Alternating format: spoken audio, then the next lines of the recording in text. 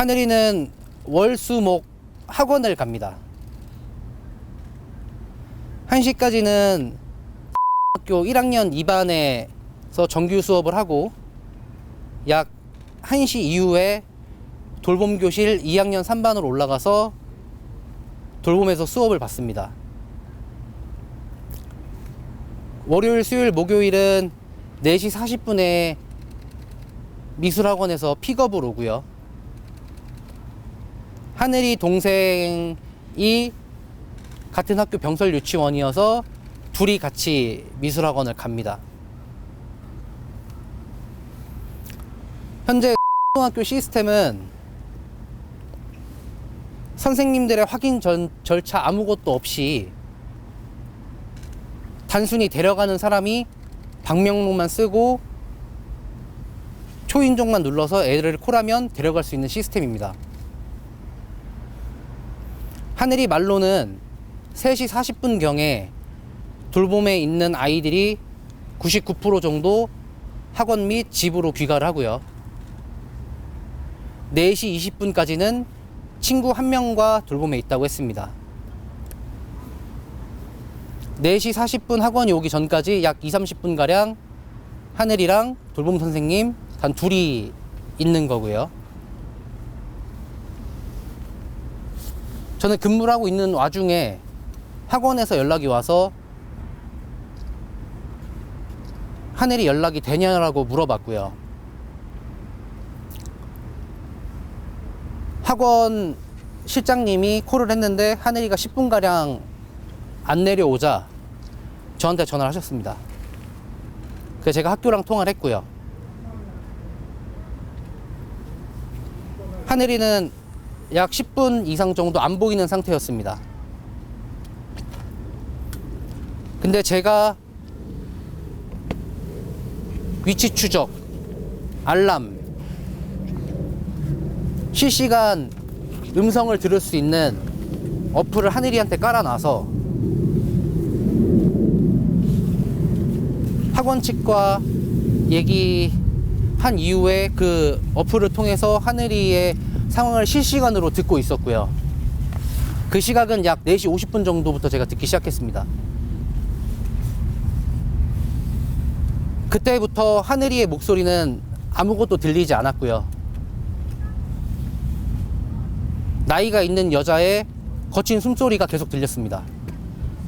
약 100m 전력 질주한 그런 헥헥거리는 소리가 들렸고요. 서랍을 여닫는 소리가 계속 들렸습니다.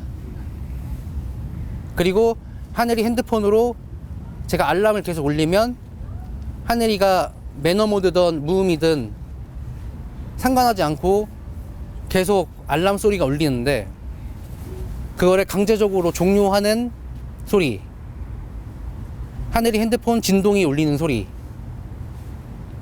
1시간가량 들렸고요. 그래서 저희 어머니, 제 와이프, 학교 선생님들, 그 다음에 경찰관님들 이 학교 수색을 하기 시작했습니다. 하늘이는 발견되지 않았고요. 제가 현장에 도착했을 때쯤에는 경찰관님들이 하늘이 신호가 옆에 아파트에 잡힌다고 얘기를 하셨습니다. 저희 전부 인원들은 수색을 했고요. 수색하는 와중에 제가 경찰관님한테 얘기를 했습니다. 소리가 무조건 실내입니다. 여자의 거친 숨소리가 들립니다. 아랑곳하지 않고 수사하셨고요. 그 이후에 다시 학교에서 신호가 잡혔다는 소리를 듣고 전력질주해서 학교로 달려가고 있었습니다. 그 와중에 저희 어머니가 어떤 여성한테 말을 하는 소리를 들었습니다. 혹시 거기 애기 있어요? 그 여자분은 없어요 라고 대답을 했습니다.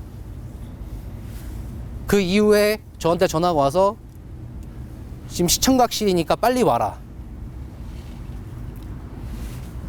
라고 해서 경찰관들을 대동해서 문을 부수고 들어갔습니다.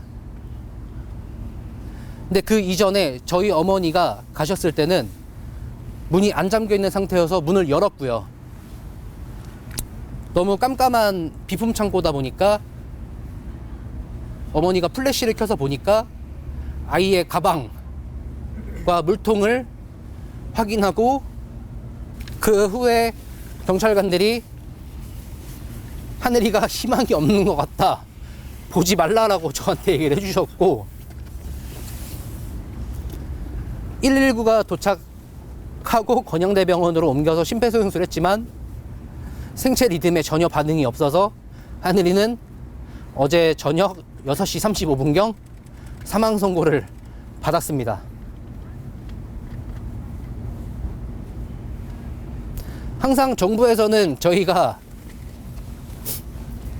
저출산 국가라고 얘기를 하는데, 학교에서 선생이 학생을 죽이는데 그 어떤 부모가 안심하고 학교를 보낼 수 있습니까? 돌봄 선생님과 하늘이는 1대1이었던 상황입니다. 당장 문 앞으로 고개만 내밀어서 잘 가만 했으면 저 애긴 죽지 않았습니다. 또 하늘이는 만약에 어제 죽지 않았더라도 타겟이 됐을 거라고 생각합니다. 하늘이가 4시 40분에 혼자 있다는 거를 분명히 알고 있었을 겁니다. 복도에는 혼자 있었을 거고요. 또 저희 딸은 선생님이 부르니까 당연히 갔을 거고요. 제가 항상 얘기합니다. 엄마 아빠와 학교 선생님은 너희를 지켜주는 슈퍼맨들이야. 근데 다른 곳에서 너를 부르면 그거는 조심해야 돼. 근데 학교 선생이 죽였습니다. 이유? 그 사람이 어떻게 됐는지 저 아무것도 경찰한테 들은 거 없습니다.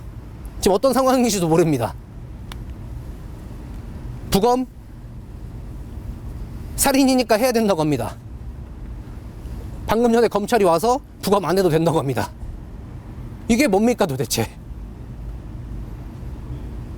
저는 그분이 학교 측 관계자 얘기를 들었을 때 우울증을 앓고 있어서 6개월 정도 휴직을 했었고 12월 말에 복직을 했다고 들었습니다. 48살 여자분이고요. 하늘이가 죽지 않아도 누군가 타겟은 됐을 거고,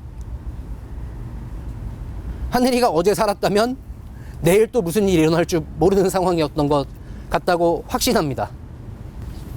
제2의 하늘이가 나오지 않을 수 있도록 정부는 하늘이법을 만들어서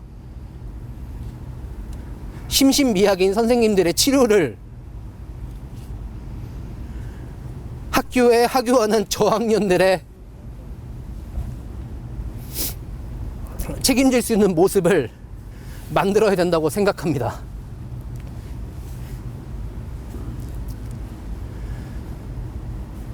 우리 하늘이는 별이 되어서 뛰어놀고 있겠지만 앞으로 저는 어떻게 살아가야 될지 자신이 없습니다. 하늘이는 2월 10일 날 죽었고 하늘이 동생이 2월 9일 날 생일입니다. 앞으로 동생 생일 파티를 어떻게 줍니까? 2월 8일은 할머니 생일이었습니다. 간곡히 부탁드리겠습니다. 제2의 하늘이가 나오지 않을 수 있도록 정부 관계자분들은 하늘이법을 꼭 만들어 주셨으면 좋겠습니다. 기자님들도 제가 어제도 부탁드렸지만 영상이든 지면이든 마지막 문구에 하늘아 어른들이 미안해, 사랑해 라는 문구들을 꼭 넣어주셨으면 좋겠습니다. 저는 앞으로 하늘이 동생을 위해서 살아갈 거고요. 하늘이가 사랑하고 좋아하던 친구들을 더 아껴줄 예정입니다. 다시는 대한민국에서 이런 일이 발생되지 않도록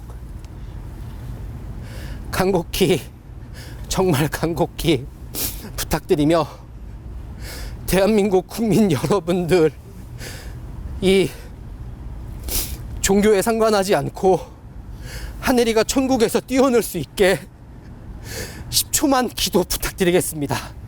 감사합니다. 마무리하겠습니다.